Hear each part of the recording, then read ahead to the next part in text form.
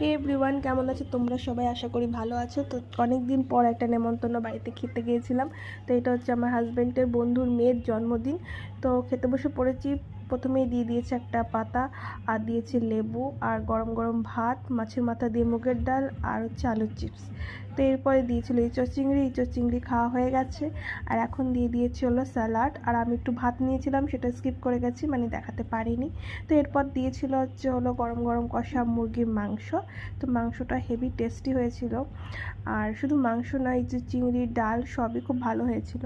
তো এই যে মাংস দিয়ে দেখো খাচ্ছি, খাওয়া হয়ে গেছে। তো এখন দিয়ে দিয়েছে হলো আমের চাটনি। আর আমের চাটনির সাথে দিয়েছিল হচ্ছে হলো পাঁপড়। তো পাঁপড়টা খাওয়ার পরে দিয়েছিল হচ্ছে হলো মিষ্টি। মিষ্টিতে ছিল এই যে লট চমচম আর রসগোল্লা। রসগোল্লাটা নিইনি, শুধু এটাই খেয়েছি। আর লাস্টে দিয়ে দিয়েছে হলো হজমোলা, আর হচ্ছে হলো আইসক্রিম। কেমন লাগলো অবশ্যই